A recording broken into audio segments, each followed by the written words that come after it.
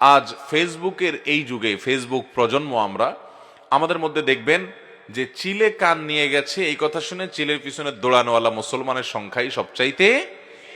অথচ একজন ইমানদার কখনো এরকম দায়িত্ব জ্ঞানহীন কাজ করবে না, এবং সে বিষয়ে আল্লাহ তাআলা আমাদেরকে সাবধান করেছেন। 6 থেকে 8 নম্বর আয়াত পর্যন্ত সূরা হুজুরাতে আল্লাহ বলেছেন, ইয়া আইয়ুহাল্লাযীনা আমানু ইন জাআকুম ফাসিকুম বিনাবাইন ফাতাবায়ানু আন তুসিবু কওমান বিজাহালাতিন ফাতুসবিহু আলা মা ফাআলতুম নাদিমিন।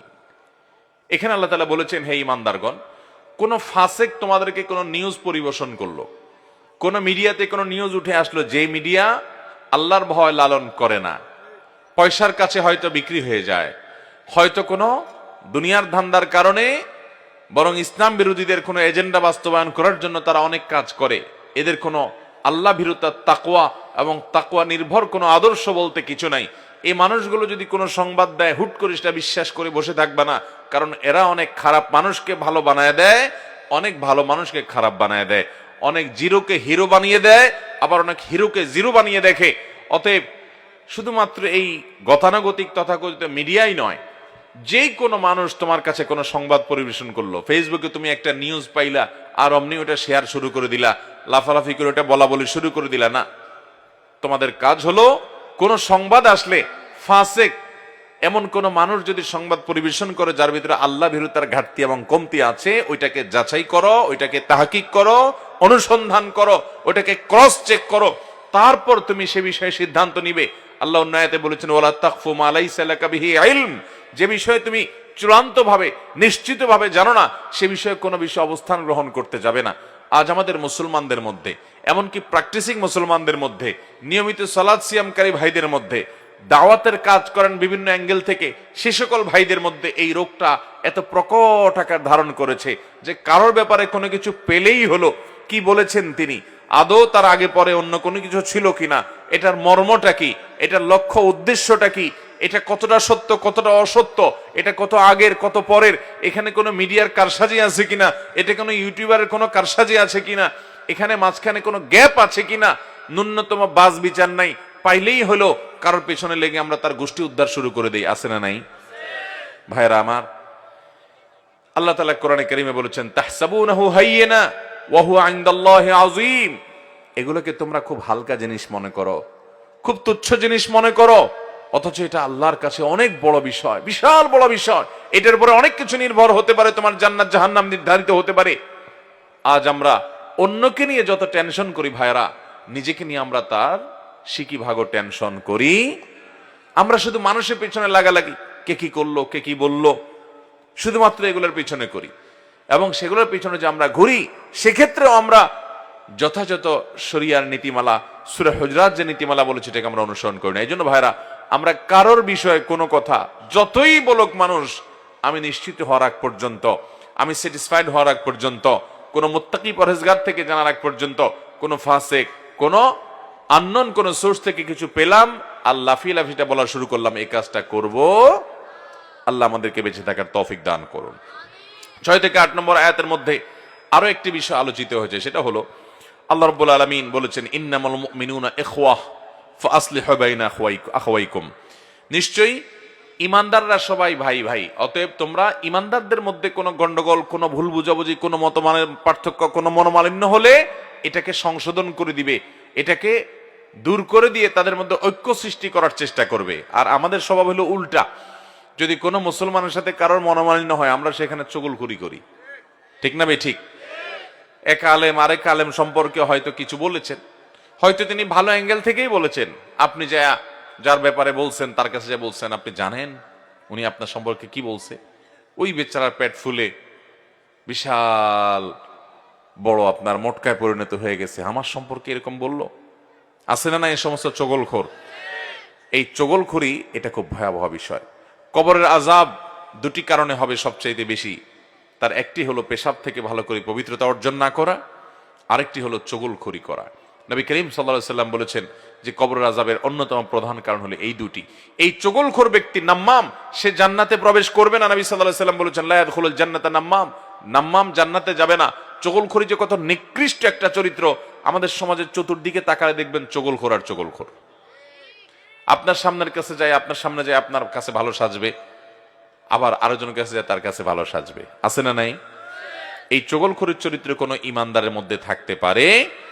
ইমানদার সব সময় অন্যের কল্যাণকামী হবে। কারোর মধ্যে, দুজনের মধ্যে ভুল বুঝাবুঝি হয়েছে, সে ভুল বুঝাবুঝি দূর করার জন্য সে প্রাচীরের ভূমিকা রাখবে, যে প্রাচীর দুজনকে এক করবে।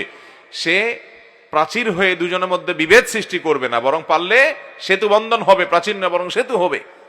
আল্লাহ তাআলা আমাদের সবাইকে সেটা করার তৌফিক দান করুন। আমরা অনেকে কিছু ইবাদতকে ইবাদত হিসাবে জানি না। সূরা হুজরাতে যে আমলগুলোর কথা বলা হচ্ছে এগুলো গতানুগতিক ইবাদতের মতো নয়। কোন দুইজন মুসলমানের মধ্যে গন্ডগোল, মনোমালিন্য দেখা দিয়েছে, আপনি যদি মীমাংসা করে মিটাই দিতে পারেন, মিলাই দিতে পারেন, তাহলে এটা আপনার আমল নামাতে অনেক বড় একটা সওয়াব জমা হওয়ার কারণ হবে। শেষ কবে আমরা দুজন মুসলমানের মধ্যে গন্ডগোল ফাসাদ মিটানোর জন্য উদ্যোগ গ্রহণ করেছি আমরা অনেকেই বলতে পারবো না, ঠিক কিনা বলেন? আমি অনেক আমলের কথা বললে আপনারা এখন অনেকে হাত তুলবেন, হ্যাঁ আমি আমল করছি। এখন যদি আমি বলি যে দুইজন মুসলমানের মধ্যে ভুল বুঝাবুঝি হয়েছে, গন্ডগোল হয়েছে, ফাসাদ হয়েছে, মনোমালিন্য তৈরি হয়েছে, মতপার্থক্য, মতভিন্নতা তৈরি হয়েছে, আপনি সেখানে মাঝখানে গিয়ে তাদের উভয়কে এক করে হাতে পায়ে ধরে বুঝিয়ে তাদেরকে এক করার উদ্যোগ গ্রহণ করেছেন।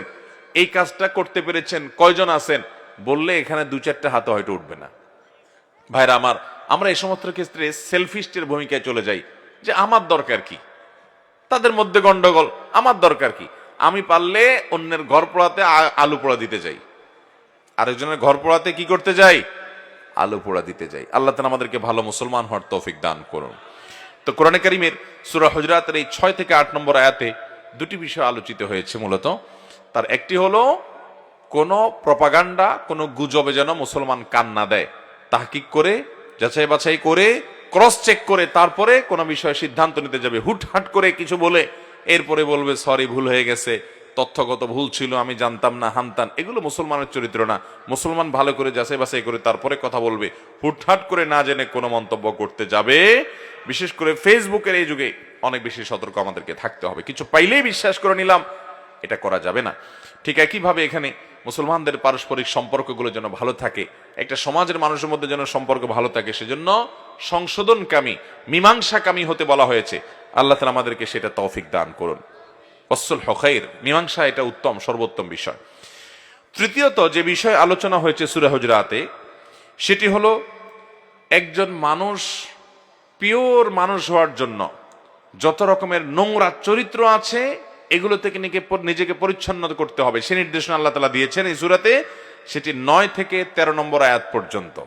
এই আয়াতগুলোতে আল্লাহ তাআলা বলেছেন আমাদেরকে কয়েকটি বিষয়। নাম্বার 1, আমরা যেন কেউ কাউকে নিয়ে বিদ্রুপ না করি, ব্যঙ্গ না করি, হাসাহাসি ঠাট্টা না করি। সোশ্যাল মিডিয়ার কল্যাণে আজকাল এই অপরাধটাও আমাদের মধ্যে ব্যাপক আকারে দেখা দিয়েছে। কারোর একটা কিছু পাইলেই হলো শুরু হয় ট্রলবাজি, আছে না নাই? ট্রলবাজি, তারা নিয়ে মজা নেওয়া, তারা নিয়ে হাসাহাসি করা। আল্লাহ রাব্বুল আলামিন কোরআনে কারীমে এই বিষয়ে বলতে গিয়েও বলেছেন, ইয়া আইয়ুহাল্লাযীনা আমানু লা ইয়াসখার কওমুম মিন কওমিন আসা আন ইয়াকুনু খায়রাম মিনহুম ওয়ালা নিসাউম মিন নিসাইন আসা আন ইয়াকুননা খায়রাম মিনহুন। ভাইরা আমার, আল্লাহ রাব্বুল আলামিন এখানে আমাদেরকে বলেছেন তোমরা কেউ কাউকে নিয়ে বিদ্রূপ ব্যঙ্গ করো না। ভাইরা, আরেকজন সম্পর্কে মন্তব্য করতে পয়সা লাগে না। হুটহাট করে একটা মন্তব্য করে দিলেন, হতে পারে সে আল্লাহর কাছে আপনার চাইতে বেশি প্রিয়, আপনি আল্লাহর কাছে অপ্রিয়, হতে পারে কি পারে না? আপনি যার বিরুদ্ধে ফতোয়া দিচ্ছেন হতে পারে তার কোনো আমলের কারণে সে আল্লাহর কাছে অনেক প্রিয়, আপনি পিছিয়ে আছেন। এই জন্য ইমানদার কখনো কাউকে নিয়ে ব্যঙ্গ বিদ্রুপ করবে না। নিজের চিন্তা করে শেষ, যে আমার কি হাল হবে আখিরাতে আমি জানি না, আমি কিভাবে আরেকজনের বিরুদ্ধে লাগি, তার পিছনে লাগি, তাকে নিয়ে ব্যঙ্গ বিদ্রুপ করি, এটা জায়েজ নাই, কবিরা গুনাহ। অথচ এই ব্যঙ্গ বিদ্রুপ, ঠাট্টা তামাশা, হাসি করা, আরেকজনকে নিয়ে হাহা করা, এরকম পাগলামো ছাগলামো আমাদের অনেক মুসলমান ভাইরা করে কি করে না? ভাইরা, আল্লাহ আমাদেরকে বেঁচে থাকার তৌফিক দান করুন।